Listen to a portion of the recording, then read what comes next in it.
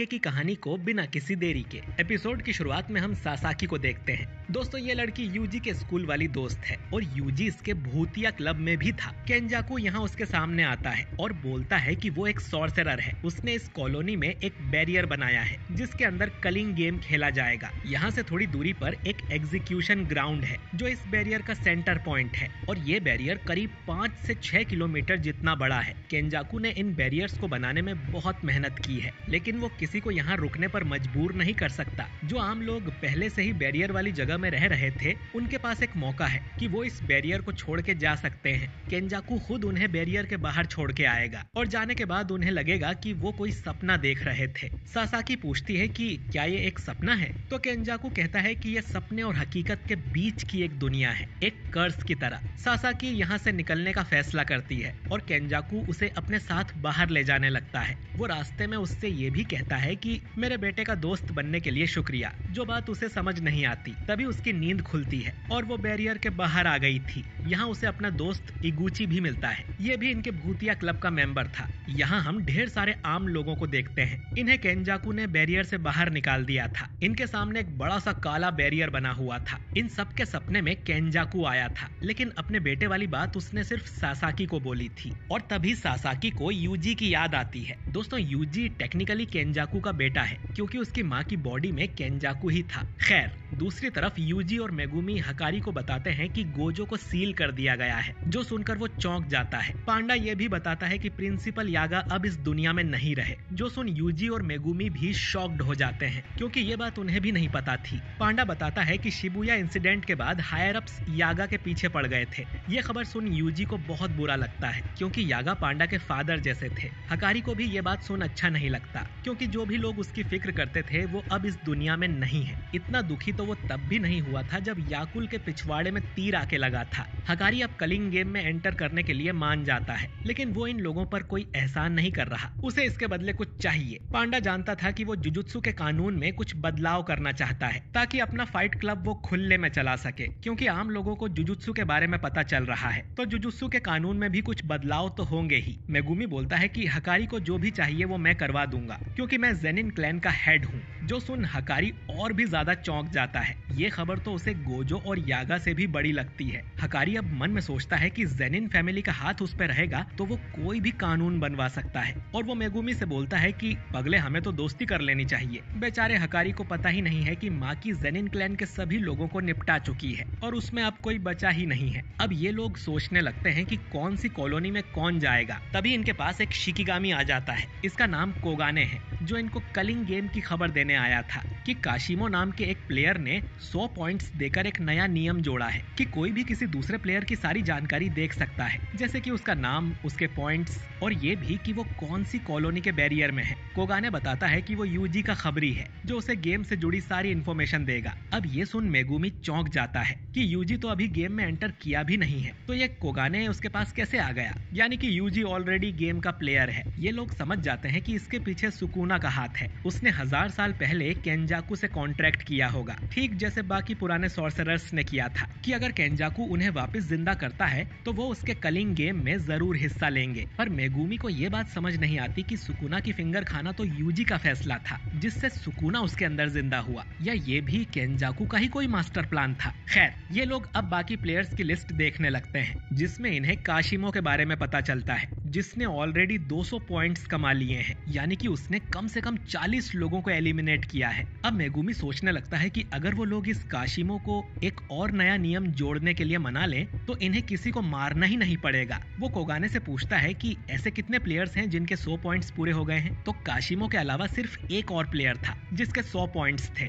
उसका नाम है हिगुरुमा। मेगुमी का प्लान था इन लोगों से ऐसे रूल्स ऐड करवाना जिससे सुमिकी जैसे मासूम लोग अपनी मर्जी से गेम छोड़ के जा सकें। पहले तो इन्हें रूल नंबर 8 का इलाज करना पड़ेगा, जो था कि अगर किसी प्लेयर के पॉइंट्स 19 दिन तक नहीं बदलते तो उसे एलिमिनेट कर दिया जाएगा। तो ये लोग एक नया नियम जोड़ेंगे कि प्लेयर्स एक दूसरे को अपने पॉइंट्स ट्रांसफर कर सकते हैं। इससे प्लेयर्स आपस में पॉइंट्स बांट पाएंगे और इन्हें किसी को मारने की जरूरत नहीं पड़ेगी। दूसरा नियम ये लोग जोड़ेंगे कि प्लेयर अपने पॉइंट्स का इस्तेमाल करके गेम छोड़ के जा सकता है। हकारी बोलता है कि इतना बड़ा रूल तो गेम ही एंड कर देगा और इस तरह के रूल को गेम मास्टर मानेगा ही नहीं। तो मेगुमी मेगुमी बोलता है कि हम इस रूल में एक कंडीशन भी रखेंगे कि प्लेयर गेम के बाहर निकलेगा तो अपनी जगह किसी नए खिलाड़ी को अंदर भेज देगा। अब इनका प्लान बन गया था, इन्हें एंजल को ढूंढना था जो कि गोजो को प्रिजन रेल्म से आजाद करवा सकती है। साथ ही इन्हें काशिमो और हिगुरुमा को भी ढूंढना है, उनसे 2 नए नियम ऐड करवाने के लिए। इन्हें प्लेयर की लिस्ट में एंजल का नाम मिल ही नहीं रहा था। पांडा बोलता है कि शायद उसका असली नाम कुछ और है, पर टेंगेन ने इन्हें बताया था कि एंजल टोक्यो नंबर 2 वाली कॉलोनी में है।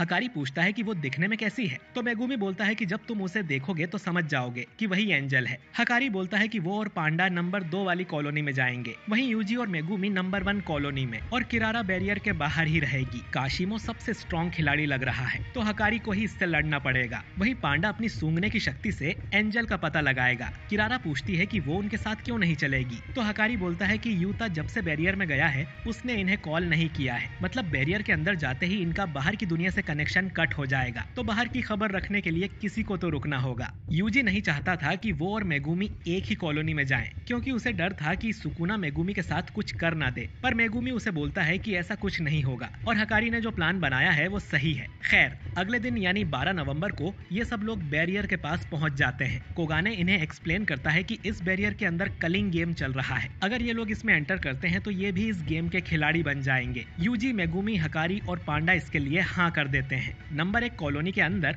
हम हानियू नाम की एक औरत को देखते हैं जो वॉकी टॉकी से रिन नाम के लड़के से बात कर रही थी और पूछ रही थी कि और कितना टाइम लगेगा। वहीं रिन आसमान की तरफ देखते हुए किसी चीज का इंतजार कर रहा था। हानियू अब अपनी कर्स्ड टेक्निक एक्टिवेट करती है, जिससे उसके बाल किसी जेट के इंजन में बदल जाते हैं और वो एक प्लेन की तरह उड़ने लगती है। कॉलोनी के बाहर यूजी और मेगुमी बात कर रहे थे। मेगुमी कहता है कि इन्हें पुराने सॉर्सरर्स से थोड़ा बच के रहना होगा, क्योंकि उनके लिए इंसानों की जान की कोई कीमत नहीं है। 1000 साल पहले तो लोगों को लड़ने में ही मजा आता था, शायद इसलिए उन्होंने केंजाकू के साथ कॉन्ट्रैक्ट बनाया होगा और वो कलिंग गेम के खिलाड़ी बने होंगे। काशिमो और हिगुरुमा दोनों पुराने सॉर्सरर्स लग रहे हैं, तो वो इतनी आसानी से इनकी बात नहीं मानेंगे। यूजी बोलता है कि इन्हें कर्स्ड स्पिरिट्स से भी बच के रहना होगा, खासकर रात में। मेगुमी बोलता है कि नए जमाने के सॉर्सरर्स जो सुमिकी की तरह मजबूरी में इस गेम में फंस गए हैं, वो जरूर इनकी बात मान जाएंगे, तो इनका सबसे पहला काम है हिगुरुमा को ढूंढना। ये लोग अब एक साथ बैरियर में एंटर करते हैं और ऐसा करते ही ये लोग अलग अलग होकर आसमान से नीचे गिरने लगते हैं। असल में जब भी कोई नया प्लेयर गेम में एंटर करता है तो वो आसमान से गिरते हुए आता है। 9 फिक्स्ड लोकेशंस हैं और प्लेयर इनमें से कहीं भी गिर सकता है। ये चीज रूल्स में नहीं लिखी गई थी। इन 9 लोकेशंस पर कुछ खिलाड़ी पहले से ही कैंप करके बैठे हुए थे, ताकि जैसे ही कोई नया बंदा आए तो ये उसे खत्म कर सकें। रिन आसमान से यूजी को गिरते हुए देखता है और सिग्नल दे देता है। तभी हानियू उड़ते हुए आती है और यूजी को टक्कर मार देती है और दोनों एक बिल्डिंग से जाके टकराते हैं। हानियू के इस अटैक से लोगों की चटनी बन जाती है, पर वो हैरान थी कि यूजी को कुछ भी नहीं हुआ। वो समझ जाती है कि यूजी बहुत ताकतवर है। वो अपने पार्टनर को भी इस तरफ बुला लेती है, लेकिन तभी यूजी एक पत्थर फेंक के उसे मारता है और हानियू किसी कटी पतंग की तरह नीचे गिरती है। तभी हानियू का पार्टनर हाबा भी यहाँ आ जाता है, जिसके पास हेलीकॉप्टर वाली टेक्निक थी। उसके बाल हेलीकॉप्टर के पंख जैसे हो जाते हैं। हाबा यूजी पर गुस्सा हो जाता है क्योंकि उसने हानियू को गिरा दिया। वहीं यूजी सोच रहा था कि वो इनसे हिगुरुमा के बारे में कुछ पूछ लेगा। रिन दूर से ये सब देख रहा था और वो पहचान जाता है कि वो लड़का तो यूजी है। इधर मेगुमी ने भी एक लड़की को हरा दिया था, जिसने मेगुमी पर पहले अटैक किया था। मेगुमी को भी चिंता हो रही थी कि यूजी कहाँ पर है। ये कॉलोनी शिबुया वाले बैरियर से ज्यादा बड़ी थी। हो सकता है कि उन दोनों के बीच 2 किलोमीटर की दूरी हो, लेकिन उन दोनों का लक्ष्य एक ही है, हिगुरुमा को ढूंढना। इधर यूजी और हाबा में लड़ाई हो रही थी। यूजी हाबा की टांग पकड़ के उसे नीचे पटक देता है, जिससे हाबा समझ जाता है कि यूजी बहुत स्ट्रॉन्ग है। हाबा सिर्फ अपने पंखे से ही अटैक कर रहा था, तो यूजी एक बिल्डिंग के अंदर चला जाता है। हाबा बिल्डिंग को कट करते हुए अंदर आ रहा था। अब यूजी उसके सिर पे एक जोरदार मुक्का मारता है, जिससे हाबा को चक्कर आ जाते हैं। वो अब भी हार नहीं मानता, तो यूजी उसकी टांगों के बीच में लात मार देता है, जिससे हाबा बेहोश हो जाता है। यूजी सोचता है कि अब इससे हिगुरुमा के बारे में कैसे पूछूंगा। तभी रिन पीछे से आता है और बोलता है कि मुझे पता है कि वो हिगुरुमा कहाँ है, और ये भी कि वो यूजी को जानता है। यूजी को हाई स्कूल में टाइगर कह के बुलाया करते थे। जो सुन यूजी समझ जाता है कि रिन उसके होम टाउन सेंडाई से है। रिन अब यूजी को कहीं ले जाने लगता है। यूजी पूछता है कि वो दोनों तुम्हारे दोस्त थे क्या? तो रिन बोलता है कि वो मजबूरी में उनके साथ काम कर रहा था, वरना वो उसे भी एलिमिनेट कर देते। खैर, रिन का कहना था कि हिगुरुमा इकेबुकेरू नाम की जगह पर है, दूसरी तरफ वो लड़की रेमी भी कहती है कि उसे पता है हिगुरुमा कहाँ पर है। वो मेगुमी को उसकी लोकेशन तभी बताएगी अगर वो उसका नाइट बन के उसे प्रोटेक्ट करे। मेगुमी बोलता है कि अगर तुम झूठ बोल रही हो तो तुम्हें इसकी सजा जरूर मिलेगी। मेगुमी यूजी की तरह नहीं है, अगर पॉइंट्स कमाने के लिए उसे किसी को मारना पड़ा